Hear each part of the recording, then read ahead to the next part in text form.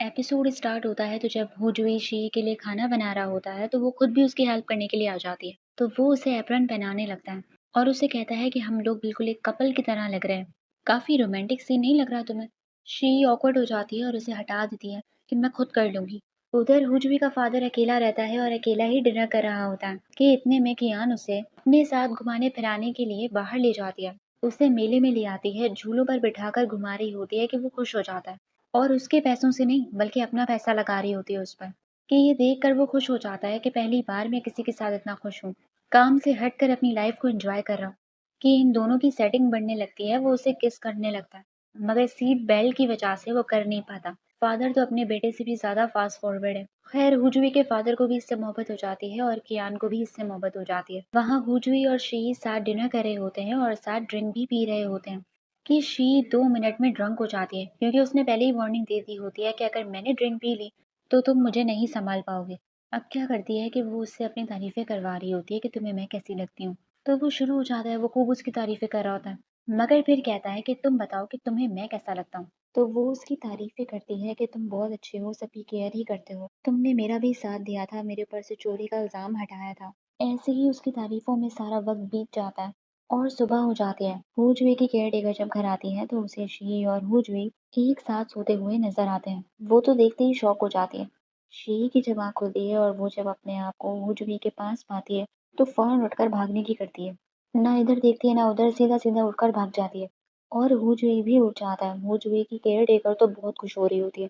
She तो सीधा awkward होकर कमरे में चली जाती है मगर हुजवे की केयरटेकर कुछ और समझ रही होती है, इसीलिए हुजवे समझाता है कि ऐसा हम दोनों के बीच कुछ ना हुआ। तो केयरटेकर कहने लगती है कि अगर नहीं हुआ तो करो ना, क्योंकि वो तो चाहती ही यही थी कि इसकी सेटिंग शी के साथ हो जाए, इसीलिए कहती है कि शी का दिल जीतो। अब दूसरी तरफ आज कियान के पूरे घर वाले आ रहे होते हैं तो इस बारे में हुजवे के फादर को पता चल जाता है। तो वो बड़ी गाड़ी भिजवा देता है कि तुम इसमें उन्हें पिक करना। पहले तो वो बहुत मना करती है मगर जब वो दोस्ती का कहता है कि मैं तुम्हारा दोस्त हूँ, मेरे साथ कोई तकल्लुफ़ करने की ज़रूरत नहीं है, तो वो मान जाती है और सिर्फ गाड़ी ही नहीं बल्कि उनके खाने-पीने का इंतज़ाम भी करता है। इसके माँ-बाप खुश हो जाते हैं कि कौन है वो तुम्हारा दोस्त जो हम पर इतना मेहरबान हो रहा है। मगर ये बताती नहीं है, सिर्फ दोस्त-दोस्त कहती रहती है। ये लोग कहते रहते हैं कि दोस्त से बॉयफ्रेंड बना लो उसे।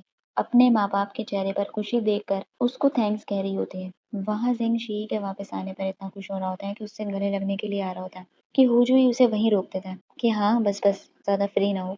और वहाँ वो यंग अपनी गर्लफ्रेंड से बड़ी दूरी बना रहा होता है, उसे बार-बार ब्लाइंड डेट पर जाने को कह रहा होता है। तो वो तब जाती है और जब जाने लगती है ब्लाइंड डेट पर तो जेलस होने लगता है क्योंकि वो बहुत तैयार-श्यार होकर जा रही होती है। वहाँ कियान अपनी फैमिली के साथ जब उसे सेल्फी भेजती है तो हुजूई के फादर को दिख जाता है कि वो किसी छोटे से घर में रह रही है, तो उनके लिए अपना घर तक अरेंज करवा देता है।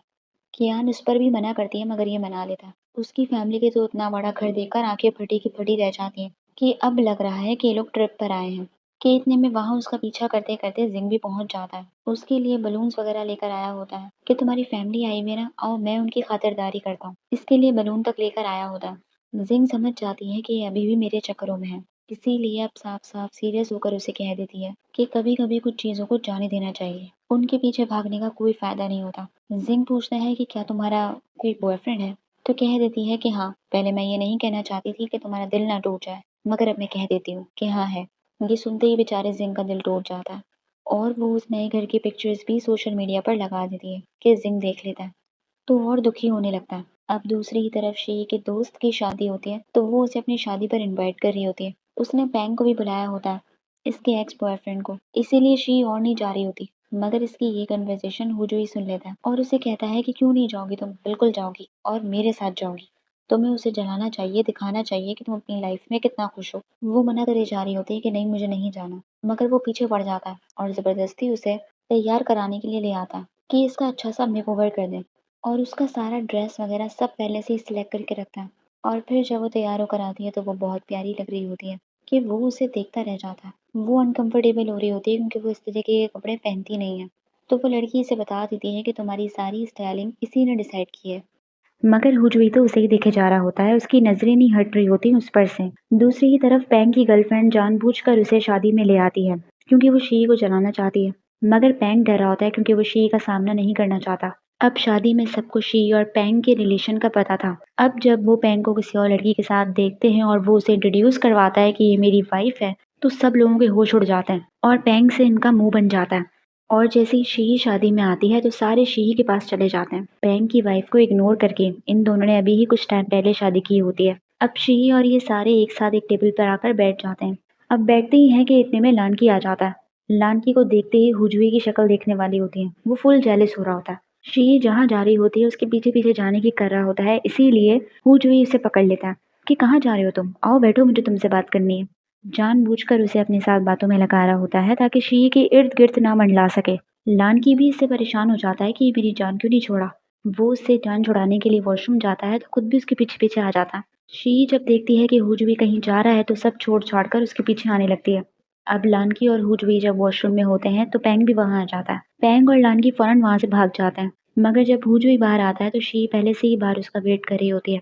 तो उससे कहता है कि तुमने देखा नहीं कि अंदर वॉशरूम में कितना ऑकवर्ड माहौल था, तुम्हारे दोनों एक्स खड़े थे। अब खैर शी की दोस्त की शादी शुरू हो जाती है और शादी खत्म होते ही हुजवी फिर से कोई अनाउंसमेंट करने लगता है कि मुझे कोई स्पीच देनी है। शी को लगता है कि लो ये फिर से कहीं शादी खराब ना कर दे, मगर ऐसा नहीं होता क्योंकि उसके इरादे तो शी को प्रपोज करने के होते हैं। क्योंकि वो अपने दिल की फीलिंग्स को अच्छे से समझ जाता है कि ये शी से बहुत प्यार करता है, इसीलिए सबके सामने वहां खड़े होके शी को प्रपोज कर देता है कि क्या तुम मेरी गर्लफ्रेंड बनोगी। सारे के सारे शी को हाँ कहने को कह रहे होते हैं कि इतने में पैंग की गर्लफ्रेंड स्टेज पर आकर उससे माइक लेकर अपनी स्पीच देने लगती है। शी का जवाब देने का मौका छीन लेती है और सबके सामने पैंग से कहती है कि मैं प्रेग्नेंट हूँ। ये सुनकर पैंग तो बहुत खुश होता है मगर वहाँ कोई ताली नहीं बजा रहा होता। बहुत ऑकवर्ड माहौल हो जाता है क्योंकि सारे शी के साथ होते हैं, इसीलिए शी खुद उठ कर आती है और सबको तालियां बजाने को कहती है और पैंग और उसकी वाइफ को कॉन्ग्रेचुलेशन कहती है क्योंकि अब इसको इस पैंग से कोई फर्क नहीं पड़ता, इसीलिए कहती है कि खुश रहो अपनी जिंदगी में। और यही एपिसोड खत्म हो जाता है। तो आप लोग मुझे बताइए आप लोग एपिसोड कैसी लगी। लाइक कीजिए, सब्सक्राइब कीजिए और कमेंट भी कर लीजिए। Thank you so much.